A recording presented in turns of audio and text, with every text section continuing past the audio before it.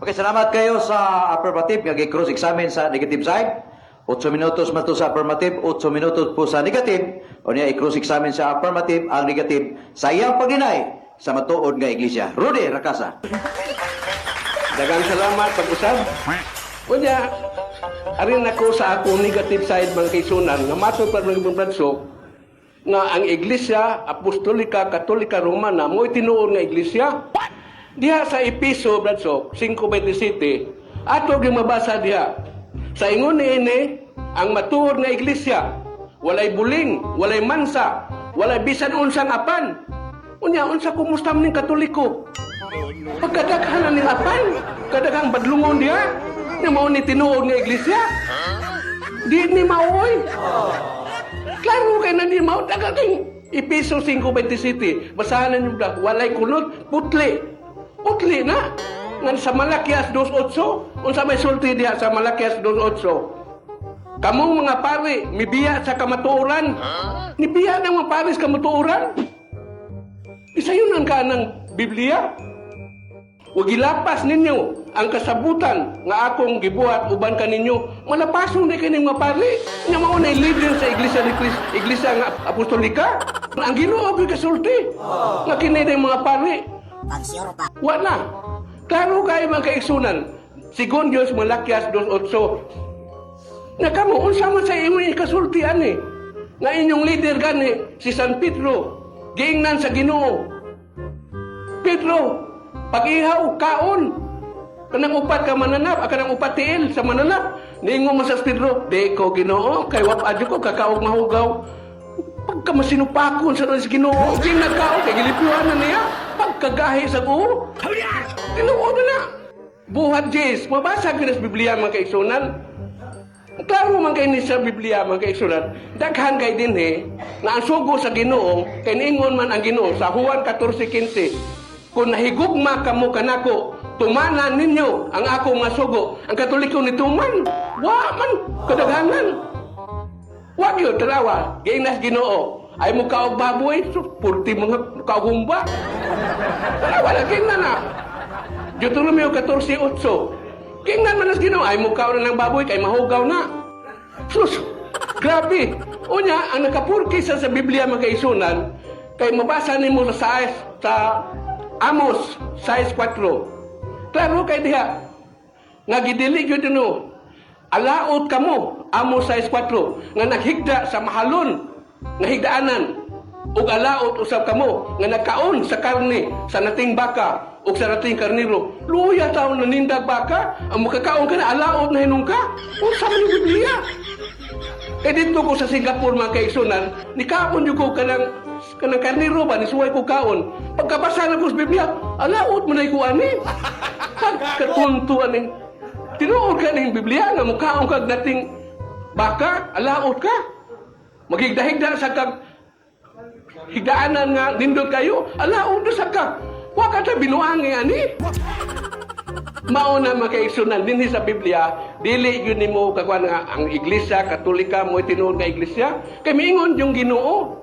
Daghang dautan sa akong katawhan, giangkon man as Ginoo, may pangyawa daghang pambuutan. Rimya 5:26, giangkon as Ginoo. Una may ka na. Diba? Klaro man kayo din sa Biblia mga kaigsunan, daghang kayo sugo sa Ginoo. Jeremias 26:4. Ako ang Ginoo nag-ingon nga kinahanglan sundon ninyo ako pinaagi sa pagtuman sa pagtuludan nga gihatag ko kaninyo. Kisayo na kinahanglan sundon yung Ginoo. Ni mo sunod mo sa Ginoo. Amen. Mayo ka na mo sunod ka atong Ginoo. Nagamhanan mo to siya, ikaw ang kay kahong. No. Nagpalansang ang Ginoo, palansang sa ka. Uy, kaway ayayo. Dili na ang sundo makaigsunan. Kaya din sa Biblia, klaro kayo, ang masugo sa Ginoo, wag yun nada. Awa na. Leviticus 11:22. Klaro kayo din makaon ninyo kining musunod. Tanang klase sa dulon. Apan-apan. Awa, timos. Nga may ka na pagkanoon tag timos, hindi tapakan og baboy. Naunsam ni Biblia. Timos, pagkanoon ka. Ulod. Unya, mayo na. Kaning Biblia, balaan kay ni. Kay sa 2 Timoteo 3:16, niingon man dito. kining bala ang kasulatan gisulat uban sa lamdag gikan sa Dios ug mapuslanon kini alang sa pagtudlo sa kamatuoran, alang sa pagbadlong, pagsaway, hinawayon na kay tani. Unya, ning mapag-alang sa pagtudlo kun unsaon pagbuhat og matarong. Naasad, pero naasay panaway na ay maayo. Naasay mamadlong ka. May nang mamadlong sa ato isi ka tao tungod lang yun ng Biblia. Naagyon duha man kay negative o positive gibuhat Dios Ginoo. Dahil Biblia man niya itong gibasa. Unya ang sugo sa Ginoo, grabe. Duwa gyud makatuman mga kaigsunan. Sugo siya, Amos 4:4. Nag-ingon ang Ginoong Dios, katawhan sa Israel, pangadto kamo sa balaang dapit sa Betel og pagpakasala kung gusto ninyo. Pangadto kamo sa Gilgal og pagpakasala kutob sa inyong mahimo. Pastilan paitan sugos Ginoo, patuon na ta pagkasala kay ngano? 1 Timoteo 1:15. Ni anhi si Kristo Hesus sa kalibutan aron pagluwas sa mga pagsala, mao din kasugo siya pagpakasala mo aron niya mong luwason. Paningkamot mo magasamo aron maluwas. Di ba klaro kay ang balang kasulatan? Maningkamot yun ang tao. Sugo mas Ginoo. Ginoo na guni, pagpakasala kamo kutob sa inyong mahimo kung gusto ninyo.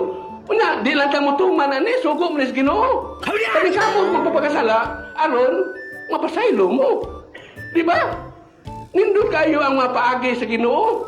Kayo pulos lang sa bati, way nindot at bangin na siya. Kay kining Ginoo na sa Isaiah 45:7 ningon ang Ginoo. I form the light and create darkness. I make peace and create evil.